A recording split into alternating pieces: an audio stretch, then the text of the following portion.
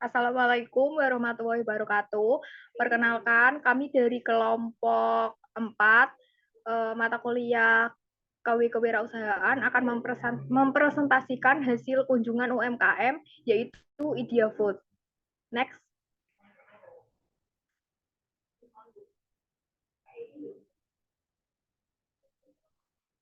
Untuk anggota kelompok 4, untuk yang pertama ada Adinda Kurnia Dewi dengan NIM 2020-53044, kemudian ada Nafiatul Amalia dengan NIM 2020-33126, kemudian yang ketiga ada Rasel Maulidia Studi dengan NIM 2020-12098, kemudian ada saya sendiri, Nelly Aibrida dengan NIM 2020-12052, kemudian yang kelima ada Vicky Adiwibowo dengan NIM 2020-12127.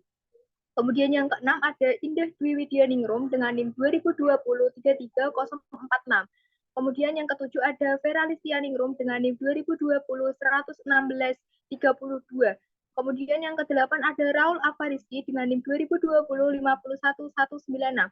Kemudian yang kedelapan yang ke-9 ada Fani Tri Rahma dengan NIM 2020-51087. Kemudian yang terakhir ada M. Nur Hanifah dengan NIM 2020-12114. Next.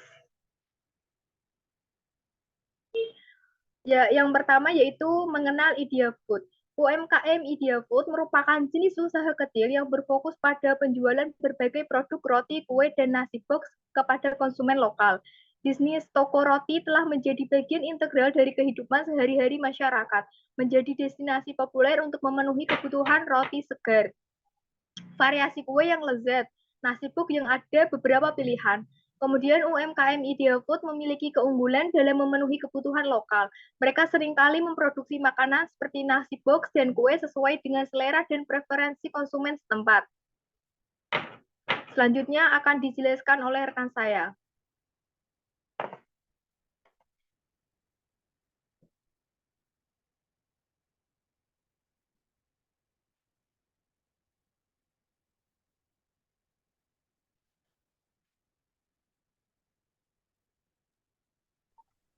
Selanjutnya ada profil bisnis. Idea Food merupakan usaha di bidang makanan atau kuliner. Yaitu Idea Food beralamat di Desa Mayong Lor, Kecamatan Mayong, Kabupaten Jepara, Provinsi Jawa Tengah. Idea Food menjual berbagai jenis makanan.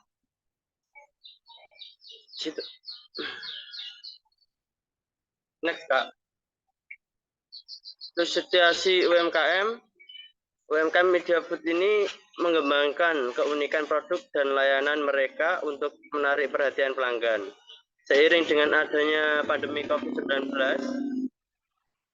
permintaan untuk layanan catering makanan di Idea Food justru mengalami peningkatan yang drastis.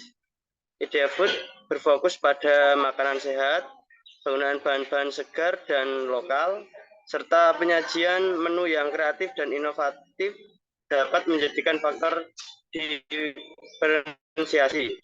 UMKM Idea Food perlu mengidentifikasi peluang, membangun keunggulan kompetitif, mengembangkan strategi pemasaran yang efektif, secara meningkat efisien operasional untuk meningkatkan daya saing dan memenuhi kebutuhan pelanggan.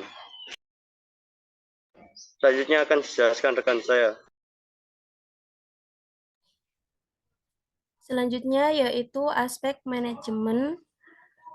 Yang pertama ada manajer atau owner, perancangan dan pengolahan operasional harian termasuk menyusun jadwal kerja, mengatur pengiriman makanan, dan mengolah stok bahan baku. Kemudian ada mengembangkan strategi pemasaran dan promosi untuk meningkatkan kehadiran di pasar, seperti menggunakan media sosial, website, dan kolaborasi dengan acara lokal. Kemudian ada memonitor dan mengelola anggaran keuangan, termasuk mengendalikan biaya operasional dan menghitung keuntungan.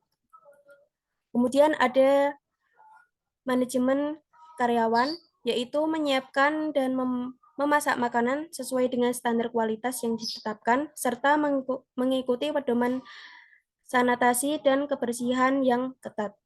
Kemudian ada mengatur penyajian makanan dengan rapi dan menarik, serta memastikan kepuasan pelanggan terkait dengan penampilan visual makanan. Selanjutnya ada aspek keuangan. Untuk modal awal yang digunakan pada perusahaan ini yaitu dengan modal sendiri yang berasal dari usaha sebelumnya. Secara rinci, pemilik usaha tidak menghitung secara pasti modal yang dikeluarkan.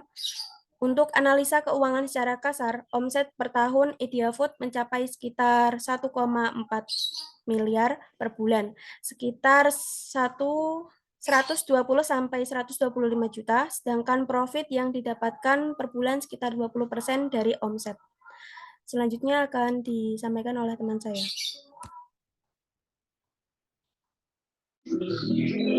Tantangan UMKM Ideafood, kualitas dan konsistensi juga penting bagi Ideafood. Mempertahankan kualitas makanan yang konsisten adalah tantangan penting dalam produksi catering. UMKM Ideafood Catering perlu memastikan bahwa makanan yang digunakan segar dan berkualitas serta menjaga konsistensi rasa dan presentasi makanan pada setiap pesanan. Memiliki tim yang terampil dan mengikuti prosedur yang ketat dapat membantu mengatasi tantangan ini.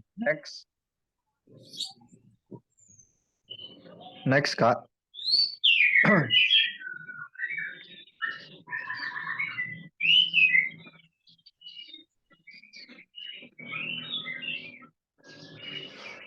Untuk Kesimpulan, kesimpulannya, ya, baik, untuk selanjutnya akan dijelaskan oleh teman saya. baik, untuk kesimpulannya yang pertama yaitu strategi yang diterapkan Ideafood Catering terus mengembang kemampuan untuk mengikuti tren industri untuk tetap relevan agar berhasil di tengah persaingan yang ketat.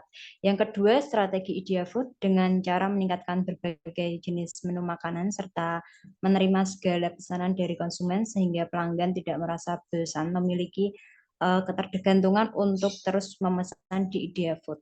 Yang ketiga, Ideafood mempertahankan kualitas catering Ideafood dan menjaga konsistensi rasa dan presentasi makanan pada setiap pesanan. Baik, saya kembalikan ke moderator.